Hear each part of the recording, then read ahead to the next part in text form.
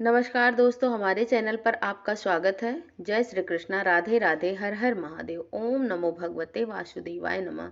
जय श्रीमन नारायण। दोस्तों, वैशाख के इस पवित्र महीने में थोड़ा सा भी पुण्य हमें बहुत अधिक फल देने वाला है। इस पवित्र महीने में नियम से स्नान और पूजा भक्तों के जीवन को खुशियों से भर देती है। आज हम इस वीडियो में आपको वैशाख मास में कहीं सुनी जाने वाली 5 कहानियां सुनाएंगे।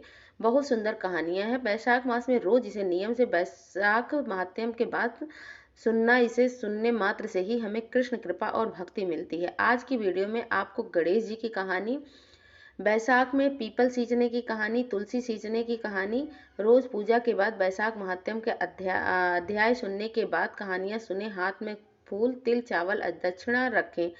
अब एक जयकारे के साथ शुरू करते हैं। जय श्री कृष्णा।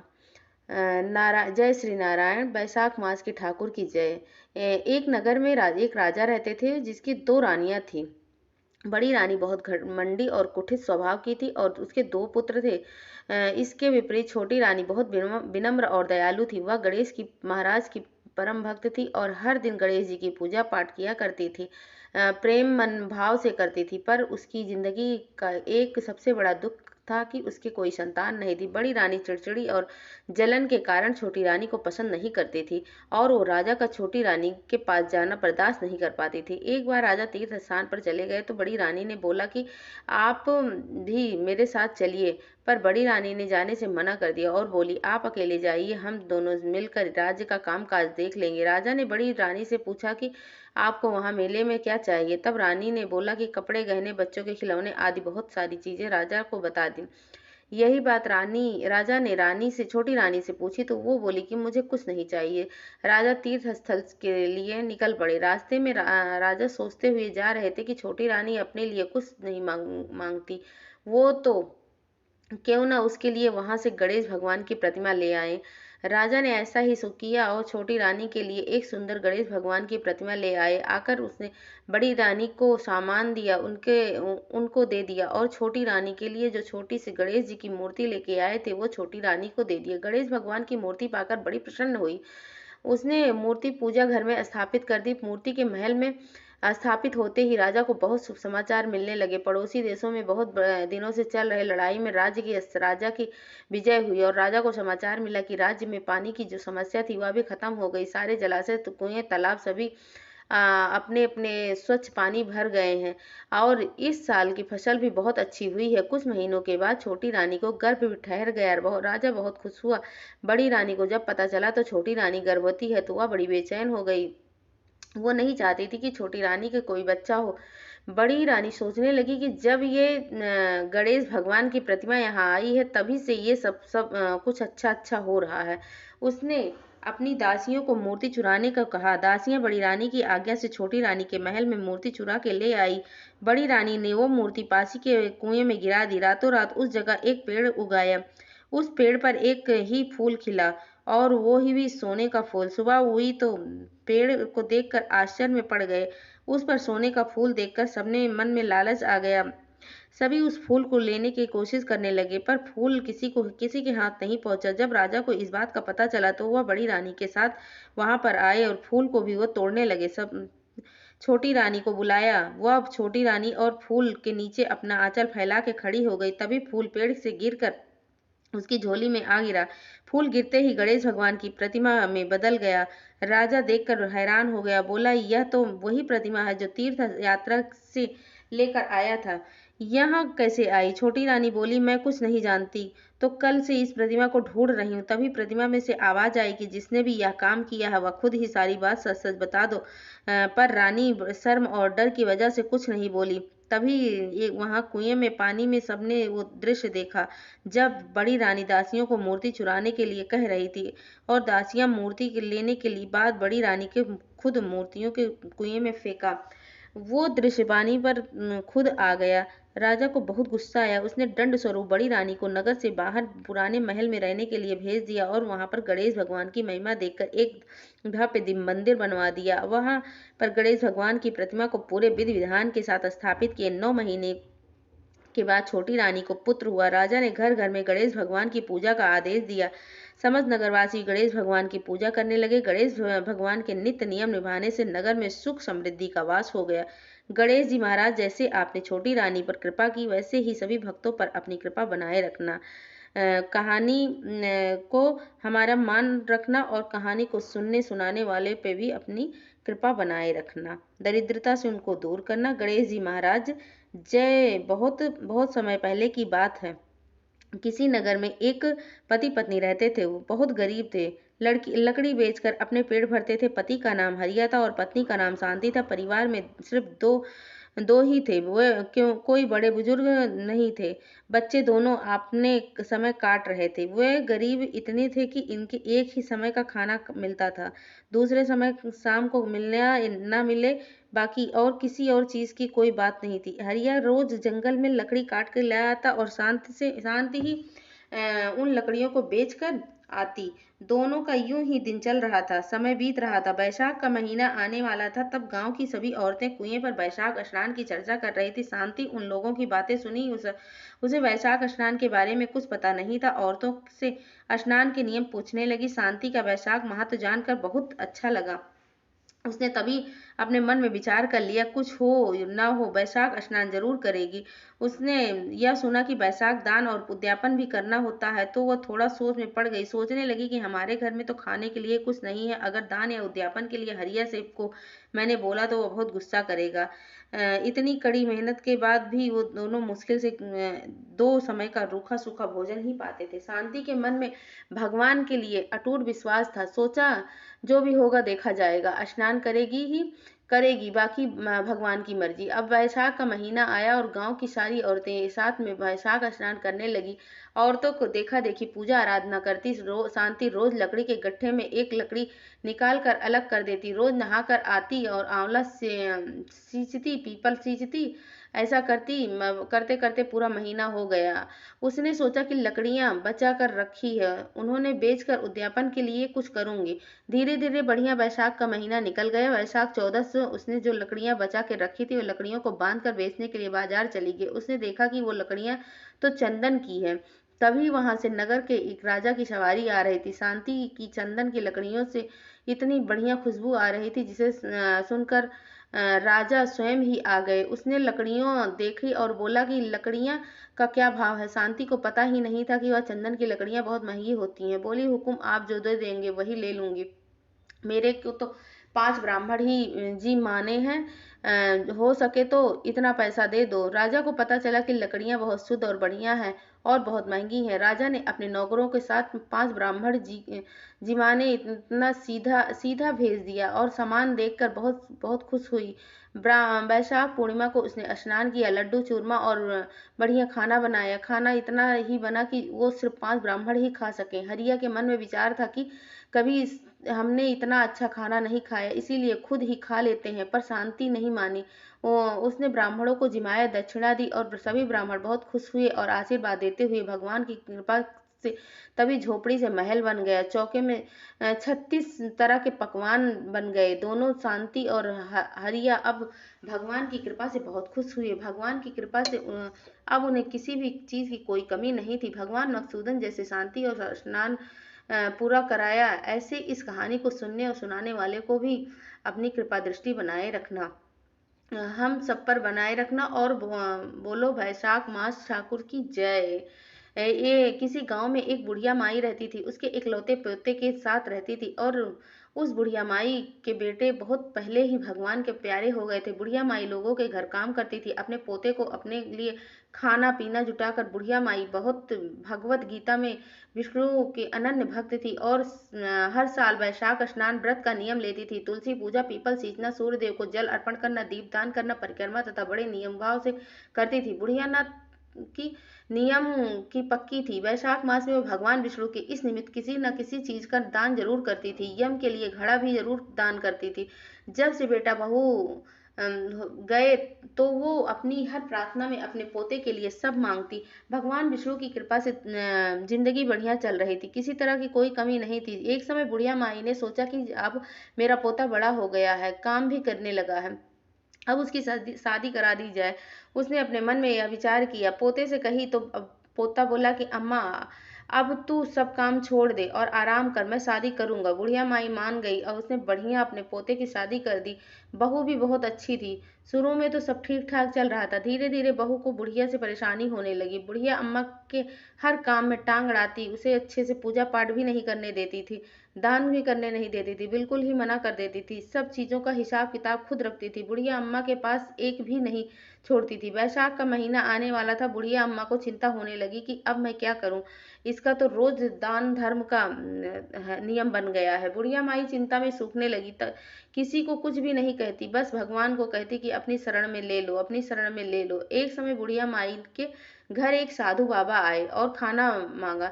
बुढ़िया माई उस समय खाना खाने बैठी हुई थी। वो और उठी, अपना खाना उस साधु बाबा को दे दिया। उसकी बहू ने देख लिया कि और गुस्सा करते हुए बुढ़िया माई को घर से निकाल दिया। अब बेचारी बुढ़िया माई करती तो क्या करती, वहां से चली गई। चलते चलते गांव की सीमा पर पहुंची। उसने देखा कि वहां पर एक पुराना मंदिर है। माई अंदर गई तो देखा भगवान शिव का मंदिर है, बिल्कुल सुनसान, वहां कोई भी नहीं है। साफ सफाई के अभाव से मंदिर की हालत बहुत खराब हो गई है। बुढ़िया माई ने वहां अच्छे से साफ सफाई की, फिर भोलेनाथ की पूजा की, रात में वहीं सो गई। जंगल में फल ले आई और उसी से भगवान को भोग लगाया और खुद भी खाकर बुढ़िया माई वहीं पर सोने लगी। भक्ति भाव से भगवान शिव और विष्णु जी का ध्यान जाप पूजा पाठ करने लगी। धीरे धीरे लोग बहाने लगे कि बुढ़िया माई का कुछ न कुछ दान दक्षिणा दे जाते। बुढ़िया माई खुशी से उन चीज से, पैसे और चीजों से भगवान की सेवा करती और साधु संतों की सेवा करती। वैशाख का महीना आया। बुढ़िया माई को अब कोई चिंता नहीं है थी। उन्होंने वैशाख का स्नान व्रत पूरा किया और जो भी दान दक्षिणा का पैसा था उसने भूखे को खाना खिलाया और साधु संतों की सेवा की। भगवान विष्णु अपने भक्तों की सेवा पूजा से बहुत प्रसन्न थे। उन्होंने बुढ़िया माई को आशीर्वाद दिया, जिससे बुढ़िया माई के हाथ में सत आ गया। मंदिर में बहुत लोग आते जाते, जिसके सर पर बुढ़िया माई हाथ रखती उसकी मनोकामना पूर्ण हो जाती थी। लोगों ने इस चमत्कार को महसूस किया। अब ज्यादा भक्तों को भीड़ लगने लगी। माई के पास अच्छी खासी दान दक्षिणा इकट्ठा होती जा रही थी। माई सब पर सेवा में लगा देती थी। उस उधर माई के घर में न जाने से उसके पोते का काम सब चौपट हो गया। घर में खाने के लाले पड़ गए। बहू का गर्भपात हो गया, जिससे वह दुखी हो रहती थी। बुढ़िया माई के प्रताप से घर में बरकत थी। उसके घर में चले जाने के बाद घर की बरकत माँ लक्ष्मी की कृपा से चली गई थी। पोते और बहू ने बुढ़िया माई को ढूंढने की बहुत कोशिश की, पर वो कहीं भी ना मिले। बहू की माँ ने अपनी बेटी को मंदिर वाले चमत्कार के बारे में बताया। कहा कि दामाद जी को ले जा, उस मंदिर में आकर एक अम्मा ने सर पर हाथ रख दिया तो व्यवसाय भी चल पड़ेगा और खूब भर जाएगी। बहू पति को लेकर उस मंदिर में चली गई। जहाँ जाकर देखा तो सामने बुढ़िया अम्मा, पोता और अपनी दादी को देखकर खूब रोया। बहू ने भी माफी मांगी। बुढ़िया माई ने कहा कि मुझे कोई गिला शिकवा नहीं है। जो तू मुझे घर से निकालती तो फिर मुझे इतनी सेवा पूजा कैसे मिल पाती। यह भगवान की कृपा है, उन्होंने मुझे अपनी सेवा में रख लिया है। पोते ने वापस घर चलने के लिए कहा, पर बुढ़िया माई ने मना कर दिया। प्यार से अम्मा ने बहू के पोते के सर पर हाथ रखा। अम्मा और लोगों के समझाने पर बहू पोता वापस घर चले गए। बुढ़िया अम्मा भगवान की कृपा से महसूस कर रही थी कि भगवान की कृपा से वो जो हमेशा चाहती थी वह आज सब कर पा रही है। कुछ समय बाद बहू पिता वापस मंदिर आए और बताया कि गर्भवती है, साथ ही व्यापार में भी उन्नति हुई है। बुढ़िया माई अपने ठाकुर जी को लाखों धन्यवाद दे रही थी। अब सब कुछ बढ़िया चल रहा था। भगवान विष्णु व वैशाख के ठाकुर जी मधुसूदन भगवान इस कहानी को कहने और सुनने वाले को भी अपनी कृपा बनाए रखना, इस तरह उनकी सभी मनोकामनाओं को पूर्ण करना। भगवान अपनी सेवा पूजा भक्ति देना। बोलो भगवान की जय। जय मधुसूदन महाराज की जय। एक गांव में एक गरीब किसान था। उसकी पत्नी का देहांत हो चुका था। वह बहुत पहले हुआ था। घर में सिर्फ एक एक वो और उसकी लड़की थी। किसान की बेटी बहुत संस्कारी और भगवान विष्णु की भक्ति थी, जो रोज नियम से भगवान विष्णु की पूजा सेवा करती थी। वैशाख महीना आने वाला था तो गांव में कुएं के पास पानी भरने के लिए गई औरतें वैशाख स्नान के विषय में चर्चा कर रही थी। किसान की बेटी ने जब उनकी बात सुनी तो उसने बोला कि मुझे भी वैशाख स्नान करना है। उन औरतों में से एक वृद्ध अम्मा बोली कि बिटिया, वैशाख मास भगवान विष्णु को प्रसन्न करने का सबसे आसान तरीका है। भगवान विष्णु को वैशाख मास में बहुत प्रिय है। इस महीने में जो भी वैशाख व्रत करता है, भगवान विष्णु की पूजा अर्चना करता है, तुलसी और पीपल सींचता है, उस पर भगवान मधुसूदन बहुत प्रसन्न होते हैं और अपनी कृपा दृष्टि बनाए रखते हैं। किसान की बेटी बहुत बड़ी खुश हुई और बोली, अम्मा मुझे तुलसी पूजा का तो पता है, पर पीपल की पूजा क्यों और कैसे की जाती है? अम्मा बोली, बिटिया याद रखना, पीपल और सभी देवताओं को वास होता है। पीपल सींचने से भगवान विष्णु प्रसन्न होते हैं। जो भी पीपल को सींचता है, उसकी पूजा करता है, दीपदान करता है, परिक्रमा करता है, उस पर भगवान विष्णु महेश सभी प्रकार से प्रसन्न होते हैं।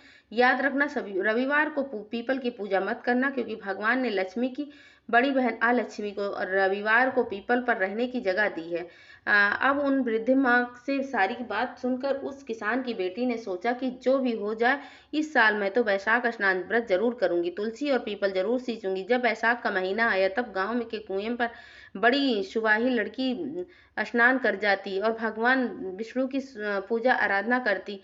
घर खेत के बीच में तुलसी पूजा तो घर पे ही लाकर कर लेती और पीपल वृक्ष उसके घर के कुछ दूर पर था, तो रोज सुबह ही पीपल पर जल चढ़ाती और पूजा प्रार्थना करती। वो लड़की अपने पिता के लिए हमेशा दुखी रहती थी, क्योंकि उसके पिता दिन भर मेहनत करते थे, पर तब भी उसको कुछ भी पैसा नहीं मिल पाता था, दोनों समय का खाना भी नहीं मिल पाता था। वैशाख मास में लड़की रोज नियम से जाती, पीपल सींचती, पूजा करती, वहीं खड़े खड़े भगवान को ध्यान करते हुए उनसे बातें भी करती, गरीबी और शादी के बारे में भी बताती। उसने खूब मेहनत करके वैशाख का स्नान व्रत पूरा किया। इसके व्रत से भगवान विष्णु खुश हुए। वैशाख शुक्ल एकादशी पर सुबह जब वो लड़की पीपल सींचने आई तो उसमें से एक लड़की बाहर आई और बोली, मैं लक्ष्मी हूँ, मैं रोज तुम्हारी बातें सुनती हूँ और अब मैं तुम्हारी सखी बनना चाहती हूँ। किसान की लड़की बोली, मैं अपने पिता से पूछ कर बताऊंगी। लक्ष्मी जी ने कहा, ठीक है, कल मुझे बता देना। अब वो लड़की घर गई और अपने पिता को सारी बात बता दी। उसके पिता भगवान भक्त थे, उन्हें पता था कि पीपल के पेड़ में भगवान विष्णु का निवास होता है और जहाँ भगवान विष्णु का वास होता है वहाँ माँ लक्ष्मी जरूर रहती है। उन्होंने अपनी बेटी से कहा, माँ लक्ष्मी तुम्हारी भक्त से प्रसन्न है और तुम्हें अपनी सखी बनाना चाहती है, इससे अच्छा और बात क्या हो सकती है। कल तुम उन्हें बोल देना। अगले दिन द्वादशी पर जब लड़की पीपल सींच रही थी तब माँ लक्ष्मी सामने आकर फिर से बोली। उन्हें देखकर लड़की बहुत प्रसन्न हुई और आदर से बोली कि आज मैं आप मेरी सहेली हो। दोनों अच्छी मित्र बन गई। इस तरह आपस में बातचीत करने लगी। 2 दिन के बाद लक्ष्मी जी किसान की बेटी को अपने घर लेकर आई और अपने घर में लक्ष्मी जी ने उसका दिल खोलकर स्वागत किया, उसका खूब खातिरदारी की, उसे बहुत तरह के भोजन कराए, बहुत सारी अच्छी चीजें उसको दी। लक्ष्मी जी ने उसे बोला कि सखी, अब मैं तुम्हारे घर आऊंगी। कल किसान की बेटी को कुछ सूझा नहीं। वो बोली, कल वैशाख पूर्णिमा है, मेरे वैशाख स्नान व्रत का उद्यापन है, कल तुम आ जाओ। लक्ष्मी जी ने बोला, ठीक है। किसान की बेटी घर वापस आ गई और अपने पिता को सारी बातें बताई। माँ लक्ष्मी के निवास स्थान की खूब तारीफ की बढ़िया खाना, सुंदर आलीशान चीजें, सब बहुत बढ़िया था। सारी बातें बताने के बाद किसान की बेटी उदास हो गई। किसान ने पूछा, क्या हुआ बेटी, तभी